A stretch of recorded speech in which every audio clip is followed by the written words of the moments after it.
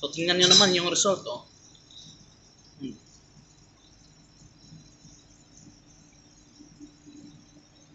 Hello mga ka-foods, magandang araw o magandang gabi sa inyong lahat kung saan man kayo ngayon.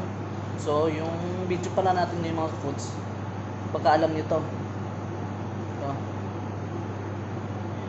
Yung tawag sa amin dito, alubate sa part of Visayas.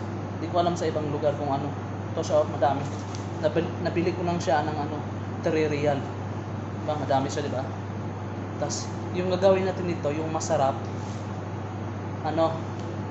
lagyan natin ng mega sardines as extra hot. Mega, shout out mega. Baka naman. Ito. Pero sa inyo mga ka-foods, anong masarap nito na luto sa inyo mga probinsya? Masarap din to naman to sa halos sa sinabaw, di ba? May isda, masarap to. Ito. So paki-comment nga mga ka-foods kung anong masarap na luto nito sa inyong lugar. Alubate. So ayan. Una nito, tatanggalin natin yung mga dahon. Ito yung natin. Tabihin muna natin yung dapat mga dahon lang, tas dapat naka-check mga ka-foods ha. Baka may naisama kayo na may uod. Dapat ito, tapon na natin to. Mga dahon lang natin ikukunin natin. Double check mga ka-foods ha kung may uod or wala.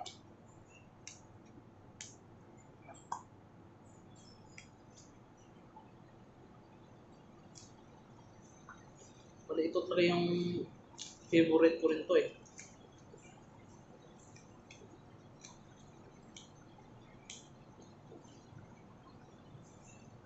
Sarap yung kain natin ito.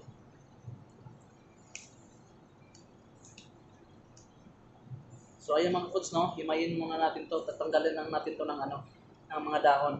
Tapos paki-double check mga foods ha, kung may uod or wala. Tapos mamaya igigisa natin to. Tapos sabay ganito. Sarap. So paki-comment mga foods ha, kung anong masarap na luto na to sa inyong lugar. So ayan, pakita natin mamaya, magigisa tayo. Ayan na guys, no. Pasensya na pala guys, di natin nakita yung natin kanina, pag sauté ng garlic onion. Yun lang naman guys, sauté natin kanina. Tapos ito na siya. Tapos nilagay natin yung yung sardines, mega sardines. Tapos haluin lang natin. Nilagyan pala natin ito ng lagyan natin ng paminta para lalong sumasarap siya guys. Mga ka-foods, no. Ang tansyahan lang. Tapos nilagyan ko to ng chicken powder pang palasa. Tapos pwede nyo lagyan ng magic sarap kung meron kayo. Tapos kunting asin. So ayan, lagyan natin ng kunting asin guys, kasi nilagyan natin chicken powder kanina. Yun. So ayan, di ba? Sarap pong foods na tingnan mo. Haluin yan natin ngayon.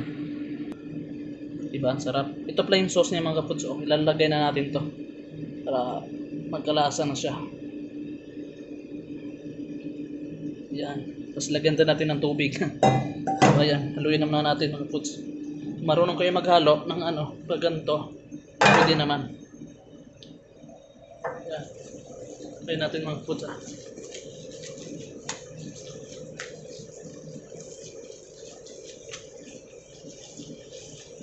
Yan o. Diba? Hindi lang natin to. Tapos may gulay na tayo. O diba? Lagyan natin kunting tubig.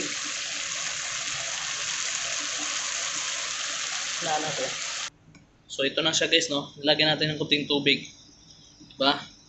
Dahil lang siguro pag lagyan natin ito ng udong, yung udong na pansit. Diba? Pag makita yung medyo luto na siya, iluto na pa yung mga foods. So tingnan nyo naman yung result, oh.